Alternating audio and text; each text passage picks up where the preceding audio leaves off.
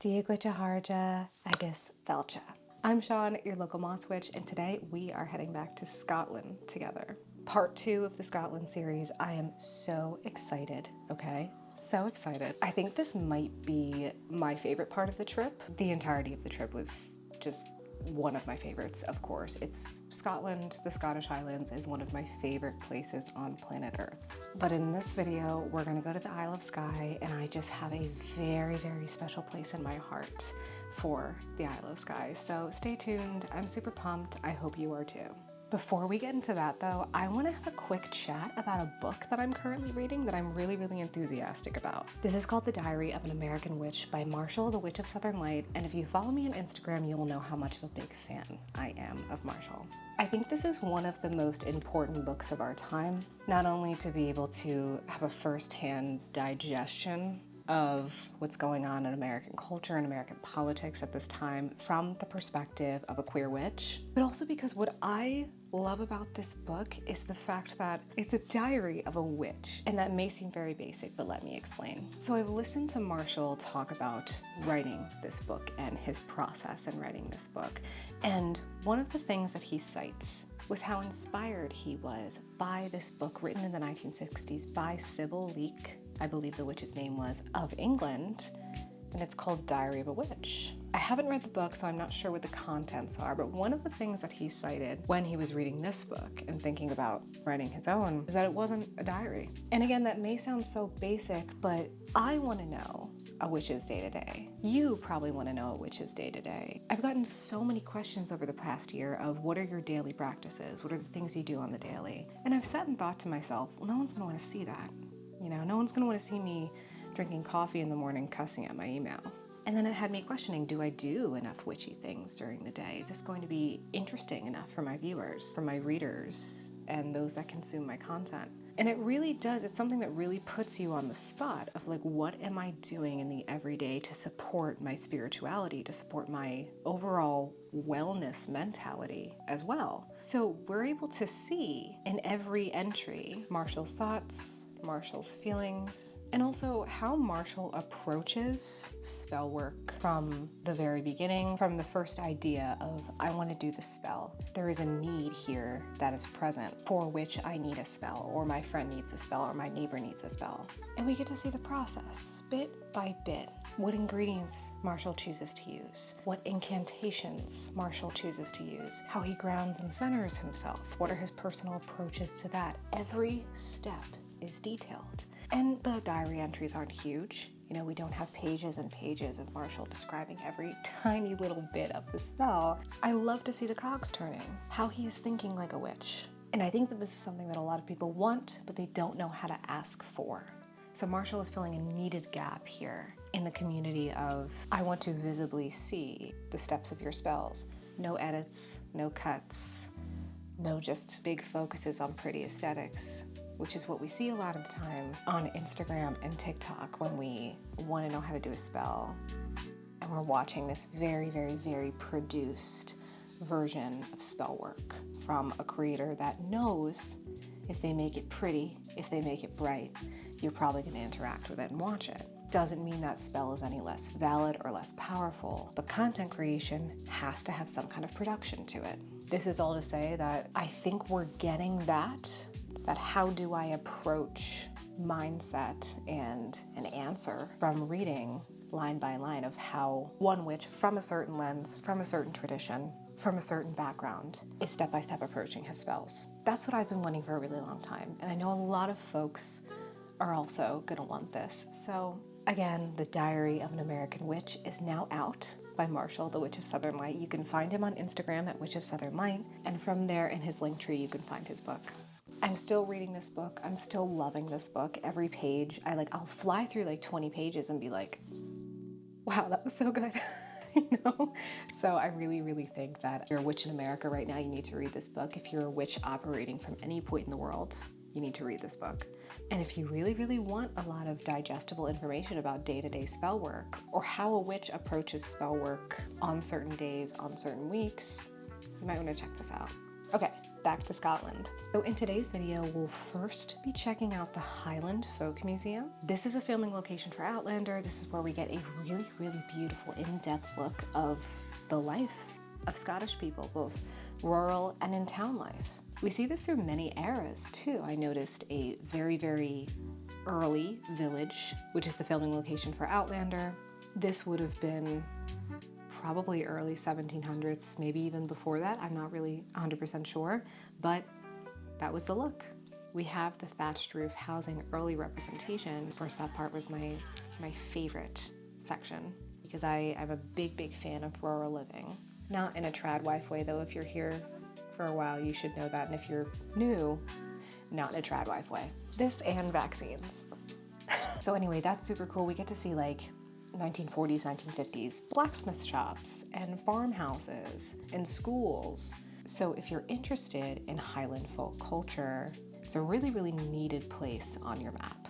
It's absolutely beautiful, especially when the weather's nice. And of course, being in Scotland, one must go on a whiskey tour.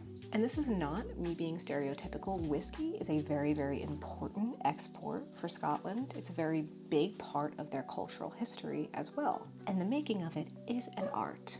We go to 2 distilleries in this series. The first one is Tomatin. It's definitely my favorite, but both of them were so cool. We get to see how whiskey's made. We get to see what it's made from. We get to see the individual processes of both distilleries, both long, oftentimes family traditions. Then we'll go to certain areas in the Cairngorms.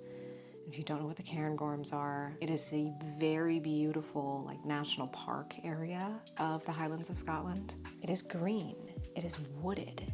It is one of the most beautiful places that I've ever seen in Scotland. And coming from a great fan of Scotland, I think this is saying a lot. So we spend some time in nature, then we're back to Inverness to go to my favorite bookstore. I'm so excited to finally take you to my favorite bookstore, Leakey's. Oof, this place is so not only beautiful, the store itself is so historic and beautiful, and it's on a very historic row, but I love used books, and there's so many great finds here. And then my favorite, where I think my heart just lights on fire, is in Skye, at the Fairy Glens, getting to say hello to the old man of Store again.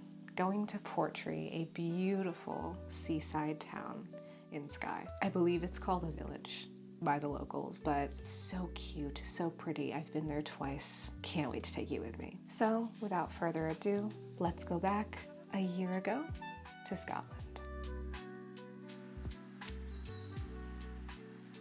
The Highland Folk Museum, just south of Abbeymoor, is a beautiful and expansive park covering a wide time frame of folk history. From rural thatched roof houses to tiny blacksmith shops. In order to have an understanding and appreciation for Scottish history, it's nice to have a visual for it. This park is really important for people of all ages to understand their folk and what their ancestors would have lived through and gone through in the day-to-day. There were older people here learning about their history, there were tourists, there were even a bunch of really, really rowdy and loud Scottish school children, which was super fun and cute to see.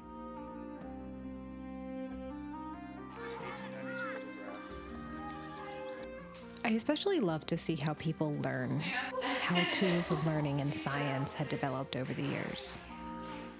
And obviously, when I say science, I mean... I know I was eyeing these before.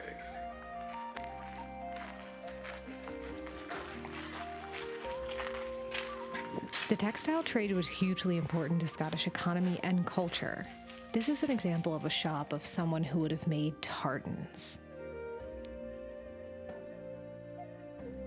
Tartan patterns, like what we see on kilts, are important examples when it comes to Scottish heritage and clan identity.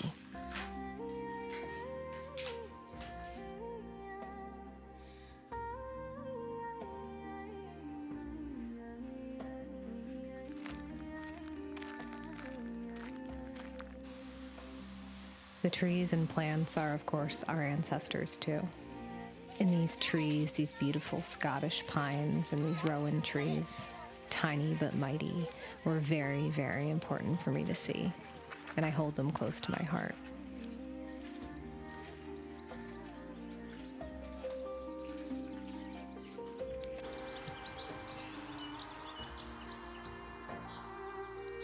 friends. We are walking around the Highland Folk Museum, and boy, it is much hotter than we anticipated today. It is beautiful here.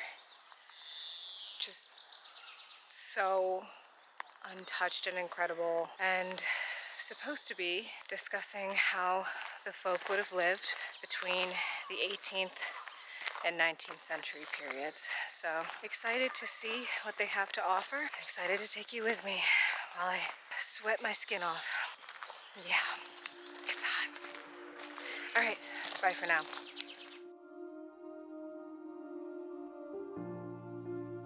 This for me was the real meat and potatoes of the Highland Folk Museum. This was where they filmed a very, very important scene in Outlander, one of my favorites. This would have been really nice. Well, not with the bugs. The scene filmed in this part of the Folk Museum is episode 5, season 1, called Rent. Features Claire slipping away from the rent collecting party to walk wool with some Scottish women. And they teach her a local wool walking song in Scots Gaelic. The scene feels very important to me because it shows a woman who is an outsider learning about and appreciating a culture and a language that is not her native language and not her native culture. It's said that a language is a way to see the world, and I think that's a very apt read here. For a people whose culture was actively colonized, it's important that we all, both insiders and outsiders, work to help preserve it and protect it.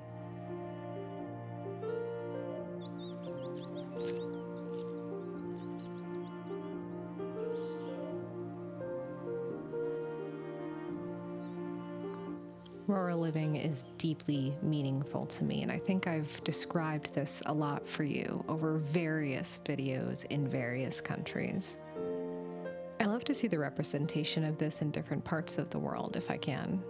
I love to see the farming and gardening techniques, the building techniques of people outside of my own culture. I love learning from the flora and the fauna of different places, about their growing patterns and their medicinal uses. This is all to say, it's so important to travel and to experience and to appreciate, to learn from others in their traditions and share our own. And of course, maintaining respect is always key. This was one of my favorite spaces. It was very homey, and looking back on it a year later reminds me very much of my grandmother's.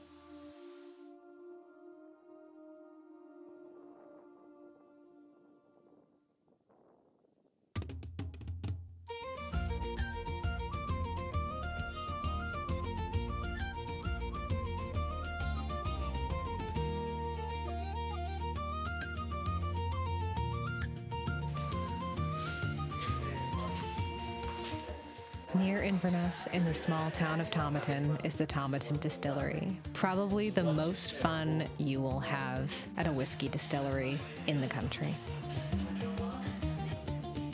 Another extremely important trade to the country of Scotland is its production of single malt whiskey. I think the cultural relevance goes without saying, but at this distillery we also learned how hard it is to make whiskey, and to make whiskey well. Whiskey in Scots Gaelic is Uisgebaha, the water of life. And it really was.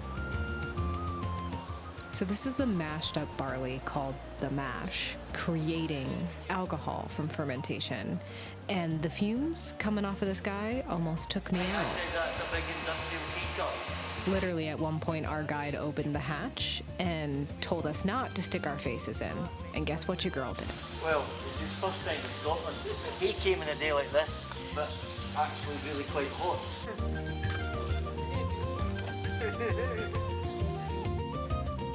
This is the barrel storehouse, so this whiskey could have been anywhere from a couple weeks old to about 50 years old.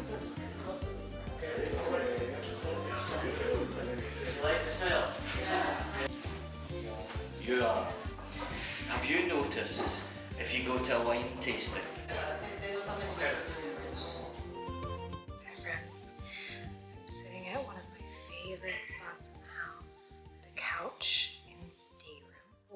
the skylights. And this is also where we eat. It has a dining table area, but it is definitely the heart of this house. I've got my book, just a new pickup, some Scottish folk tales of the sea. You all know how much I love folklore. So I am just kind of sitting here after the day is winding down a bit, relaxing, and watching my wee little birds who I love so much just hanging out. I've got my candle burning on my altar, so I've got an active working going, which always makes me feel very full and whole, like the magic is alive around me. Yeah, it's been a lovely day, and I think we might go out and get some more rushes to make more bridges crosses. I'm excited about that. I see a red squirrel right now coming down from the tree and running across the yard, which is cool. I don't think red squirrels are a thing in the US, so that's really cool. It's been a lovely trip so far, and I'm so excited for you all to see it, and I hope you love it, and I've loved it. I'm sorry, I'm tired. So yeah, I'm just gonna keep chilling.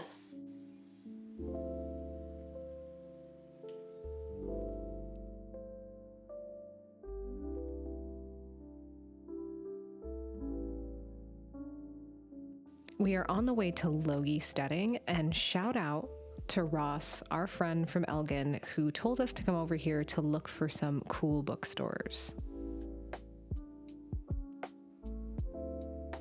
Cow stop, pit stop. If you see a cow on the side of the road in Scotland, you gotta stop and say hello.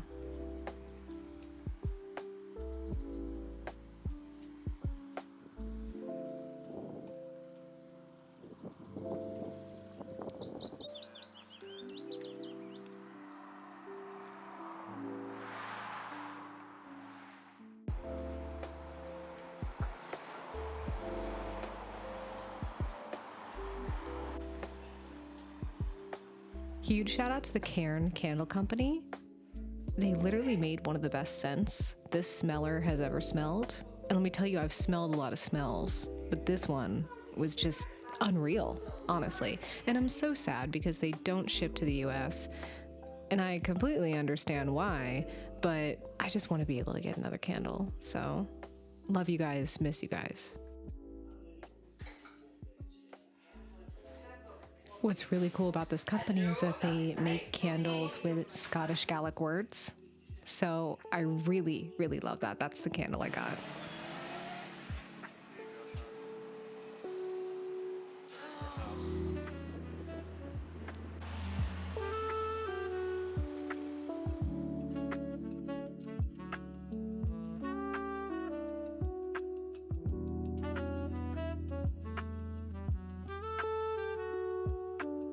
If you're a landscape girly, come to Scotland. Just look at this.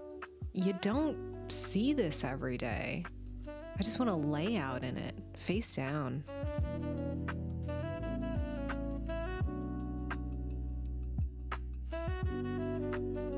Not to be dramatic, but I'd here, if you know what I mean. I don't want to be flagged.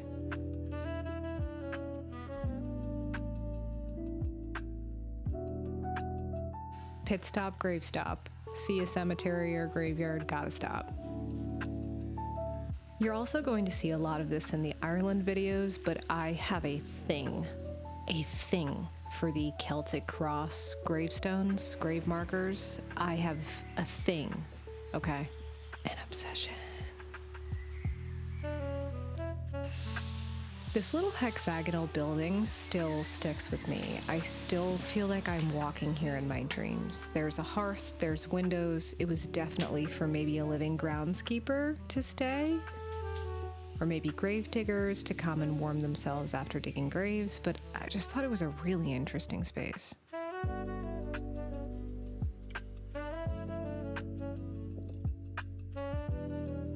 Look at these lads living their best lives. I'm so happy for them. I want to be them. I'm thinking about them today.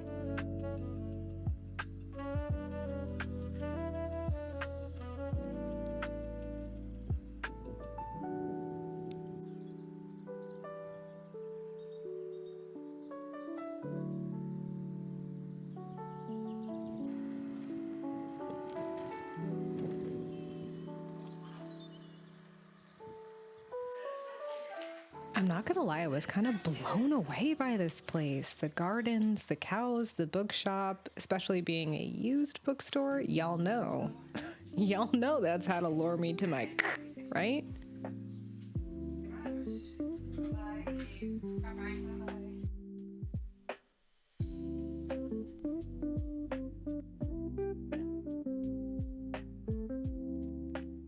There are so many books I wanted to take home. I can't tell you the amount of books I wanted to buy, but I was traveling, I was on a budget, and I had one suitcase at this point.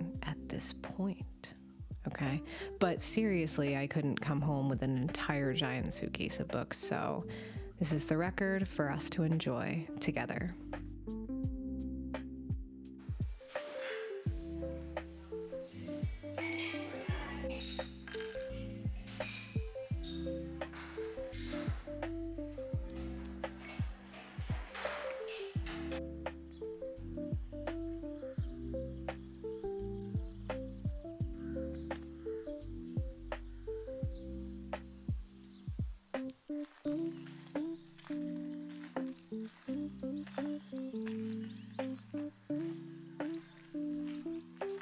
Okay, it may just seem like I'm showing you a lot of garden plants here, but there's a method to this madness.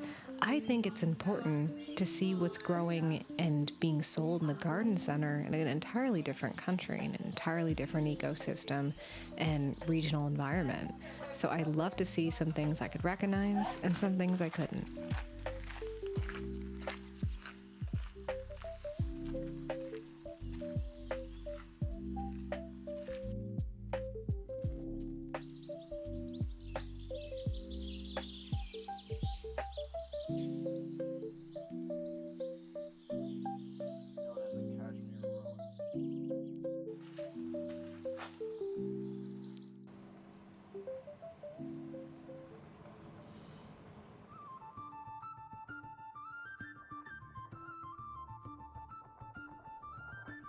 In a small residential neighborhood stands an example of a late Pictish stone, carved between the mid-800s and early 900s.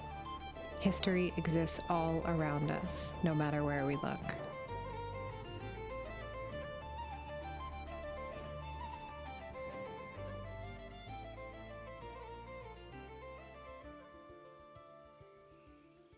Another great bookstore, another great town. Nairn is beautiful, and who doesn't love to say that word, Nairn? I love that word.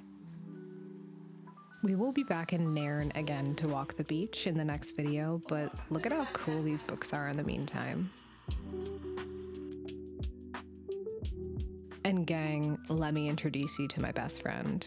This is Leakey's Bookstore in Inverness, and it is my favorite bookshop I have been to in Scotland.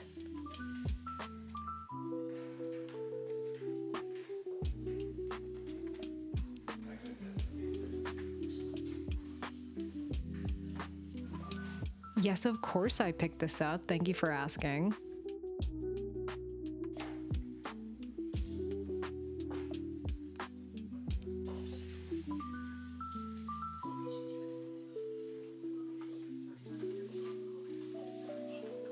Again, this is a used bookshop, so just have that expectation when you go in, but I especially love the art. There are so many beautiful botanical pieces that are from very, very old books that are framed, and I just think this is so special. Such a wonderful piece of history you can put in your walls.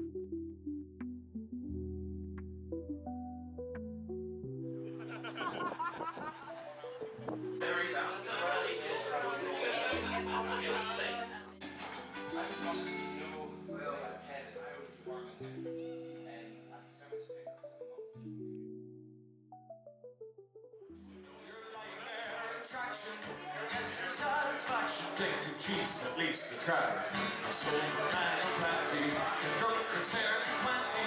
Stand up over 90, who ever you kiss them. They need it hopping over, they ought me down to Dover. We'll roll the country over and together we'll face the world.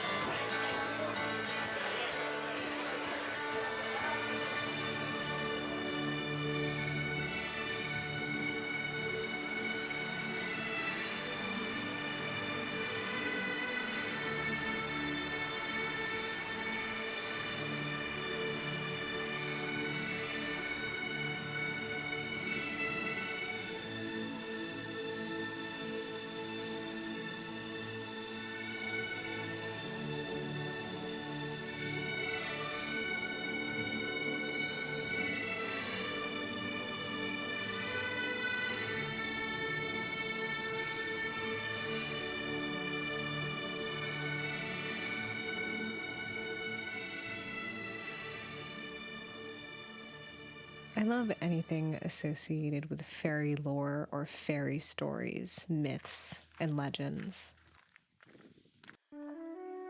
The landscape here was unreal. I've never seen anything like it, and it touched a deep part of me in my core.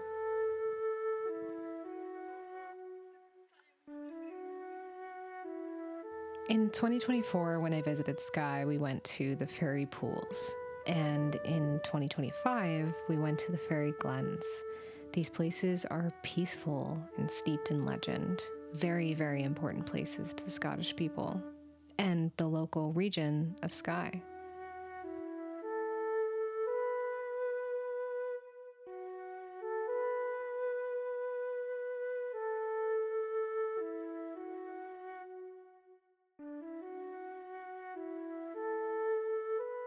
We just climbed up that. It was terrible.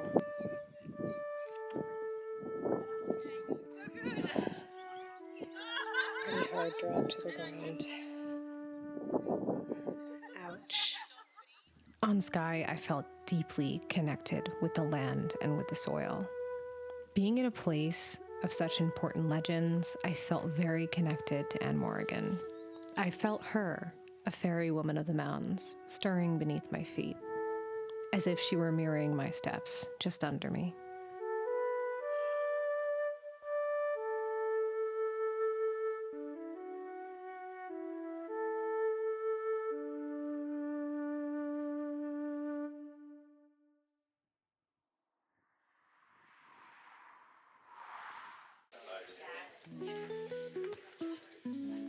Another great bookstore, this time in Portree, a beautiful local village on Skye. I found many great pickups over the years in this store, so if you're going to Skye, I would highly recommend it.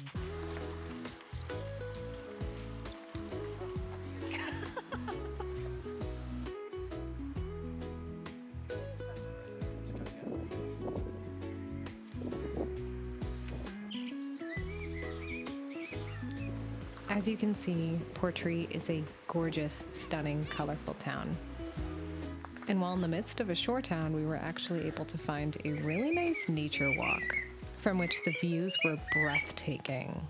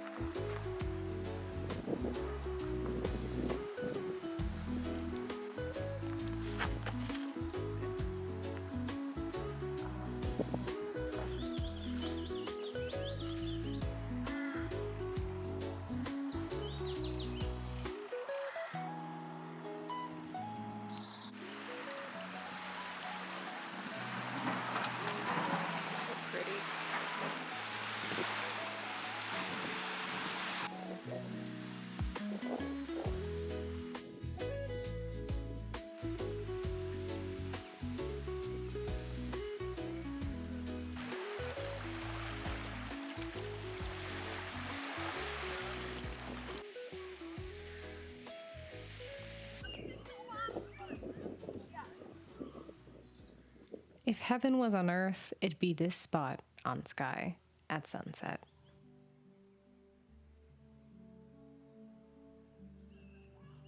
I feel so at home amongst graves and in cemeteries, especially when there are beautiful trees right in the middle.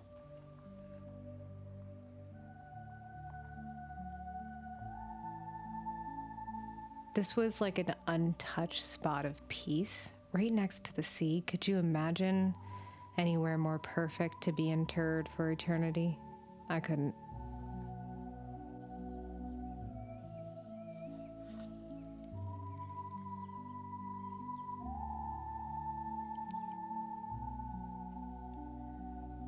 Liminal spaces like graveyards make me feel more alive somehow. And so close to the sea, another very liminal spot, just felt really, really perfect, really, really home. Thank you for joining me for a beautiful past few days in a beautiful country. This place is so meaningful for me, and I hope I've communicated my true love for it and my appreciation for this beautiful place, people, and culture. But we're not done with Scotland yet. Stay tuned for part 3, our final installment of the series, to explore the country more. Slán go fóill.